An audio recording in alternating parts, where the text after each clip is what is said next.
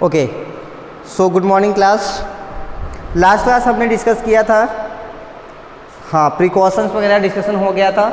हमने हार्वेस्टिंग वगैरह देख लिया था, क्या होता है, कब होता है। जब गोल्डन कलर वगैरह आ जाती है तो हमें मालूम चलता है कि अब हमारा क्रॉप रेडी हो गया, हमें इसको काट लेना चाहिए। यहाँ तो सब कुछ हो गया था। अभी भी अगर आपने बुक नहीं लिया है तो आप जल्दी से बुक अरेंज कर लीजिए ताकि हम स्पीड बढ़ा सकें। ऐसे काफ़ी स्लो है हम लोग।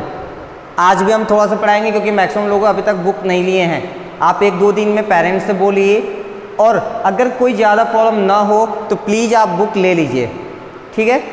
चलिए आगे कंटिन्यू करते हैं। अगर आपने थ्रेसिंग का डेफिनेशन लिख लिया है तो आप सिर्फ समझ लीजिए, अगर नहीं लिखे हैं तो लिख लीजिएगा। हम आपको यहाँ पे बताते भी चलेंगे आपको कॉपी में लिखना क्या है। अब ये यहाँ से यहाँ तक आप लिखेंगे। क्या होता है ये देखिए, the process of separating grains from the harvested crop is called threshing. अब जो हमने क्रॉप काट के लेके आए ना, अब उसमें तो पूरा एक्स्ट्रा चीज़ें भी होती हैं।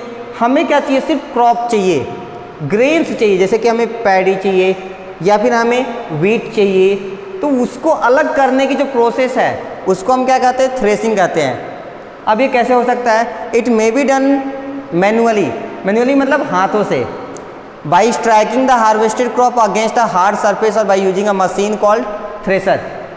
एक तो हम ऐसे कर सकते हैं, दूसरा हम थ्रेसर का यूज कर सकते हैं। थ्रेसर एक मशीन होता है जिसकी हेल्प से हम क्या कर सकते हैं, हाँ, ग्रेन्स को क्रॉप से जो आपने काट के लाया उससे हम अलग करके स्टोर कर सकते हैं। समझ में आ रहा है। तो थ्रेसर का डेफिनेशन लिखने की जरूरत नहीं है। Machines called combine. अच्छा, कंबाइन का एक और नाम हमने देखा था ना पीछे, क्या था, harvester. Are used for harvesting and threshing. जो हार्वेस्टर होता है ना वो काटता भी है और हमारे ग्रेन्स को अलग भी कर देता है, तो एक साथ दोनों काम हो जाता है। कौन, हार्वेस्टर, जिसको हम कंबाइन भी कहते हैं। तो इसमें आप ये लिख लीजिएगा, जो जो हम टिक कर रहे हैं आपके नोट्स में वो होना चाहिए। ये देखिए next, after threshing the grains are to be separated from the chaff and hay. अब ये क्या होता है, उसमें बहुत सारे पुआल होते हैं, डंठल होती है, लकड़ी के छोटे छोटे टुकड़े होते हैं, उनको अलग करना पड़ता है। बिल्कुल करना पड़ेगा। The process of separating grains from the chaff and hay with the help of wind is called winnowing. कई बार आपने देखा ना, किसान लोग क्या करते हैं, अपने ग्रेन्स को ऐसे, अगर हवा इधर से आ रही है तो ऐसे गिराते रहते हैं, ऐसे हिलाते हिलाते। उससे क्या होगा, जो भारी ग्रेन्स भारी होते हैं वो तुरंत वहीं पे इकट्ठा होंगे, और जो हे वगैरह यानी पुआल है, डंठल है, वो सब हवा में हल्के होने की वजह से आगे निकल जाते हैं, तो हमारा ग्रेन साफ अलग हो जाता है। ये डायग्राम यहाँ दिया हुआ, आप चाहें तो देख सकते हैं। तो एक ये और डेफिनेशन हो गया। Winnowing can be also done with a machine called winnowing machine. हाँ, विनोविंग भी एक मशीन की हेल्प से की जा सकती है, जिस मशीन को हम क्या कहते हैं, विनोविंग मशीन कहते हैं। यहाँ तक आगे देखते हैं। In threshers beating of the harvested crop as well as separation of the grains from hay is done almost simultaneously. जब थ्रेसर की बात करते हैं ना, उसमें क्या होता है, वो क्रॉप्स को अलग करते हैं और उसी के साथ साथ वो उसके अंदर जो डंठल है, लकड़ी के टुकड़े हैं या फिर पुआल वगैरह है, उनको भी अलग करते जाते हैं। ये विनोइंग मशीन का डायग्राम है। फिलहाल कुछ ज़्यादा क्लियर तो नहीं दिख रहा है, आपके पास बुक होगी तो आराम से दिख जाएगा। और ये कंबाइन है, जिसको हम क्या कहते हैं, हाँ, हार्वेस्टर कहते हैं। हार्वेस्टर तो सबको पता है, आपको नया टर्म मालूम चल गया क्या, हाँ, कंबाइन। नेक्स्ट टॉपिक है हमारा स्टोरेज ऑफ फूड ग्रेन्स। तो आप नेक्स्ट हेडिंग डाल लेंगे, storage of food grains. Crops are seasonal. हाँ, क्रॉप सीजन पे डिपेंडेंट होते हैं। To provide food grains throughout the year at every place in the country they are kept in the storage. हाँ, तो ऐसा तो है नहीं कि मेरा क्रॉप्स खत्म हो गया तो अगले महीने फिर हम ग्रो करा लेंगे, ऐसा नहीं हो सकता ना। तो हमें पूरे साल के लिए और अपने देश के हर एक हिस्से में लगभग पहुंचाने के लिए हमें अपने क्रॉप्स को अच्छे से स्टोर करके रखना पड़ेगा ताकि वो ख़राब ना हो। Harvested food grains contain more moisture. जो फूड ग्रेन्स होते हैं ना, जब उनको काटते हैं तो उसमें मॉइस्चर ज़्यादा होता है। लास्ट क्लास में डिस्कस किया था, मॉइस्चर क्या होता है, presence of water vapour in air. जो हमारा एयर है ना, उसमें वाटर वेपर होता है, उसी को हम क्या कहते हैं, मॉइस्चर कहते हैं। Moisture promotes the growth of fungi और moulds on grains and spoil the food grains. Fungi क्या होते हैं, हाँ, जम्स होते हैं। ये क्या करते हैं, फंगी और मूल्स, ये उस क्रॉप को ख़राब कर देंगे। और ये ज़्यादातर कब फैलते हैं? जब नमी होती है, यानी कि मॉइस्चर होता है। Therefore the food grains should be dried before storage. इसीलिए किसान क्या करते हैं, उनको कंटेनर वगैरह में रखने से पहले काफ़ी अच्छे से पहले धूप में उसको सुखाते हैं। ऐसा होता है ना घर पे? नहीं होता है तो मम्मी पापा से एक बार पूछिएगा, उन्हें जानकारी होगी। तो देखिए नेक्स्ट क्या है, ये हम इरेज कर देते हैं। On the domestic level food grains are stored in small containers made of tin coated iron और मड और क्ले। हाँ, छोटे छोटे लेवल पे बात करें, नहीं मेरा छोटा सा ज़मीन है, यानी छोटा सा मेरा खेती हुआ रहा होगा, यानी मेरे पास थोड़े से क्रॉप स्टोर करना है, तो मेरे पास छोटे छोटे कंटेनर, टीन का कंटेनर आता है, ड्रम आता है। पहले के लोग जो गांव में होते थे ना, वो मिट्टी का एक बड़ा सा कंटेनर बना के रखते थे, उसमें स्टोर करते थे। ऑन कॉमर्शियल स्केल, यानी कि हमारे पास बहुत ज़्यादा है, हमें इसको बेचना भी है, तो हम क्या करेंगे, food grains such as wheat, rice, gram etcetera are stored either in gunny bags. Gunny bags किसको बोलते हैं? बोरी को। डायग्राम नहीं दिया है? नहीं दिया है। जूट की बोरी को हम क्या बोलते हैं? गन्नी बैग्स।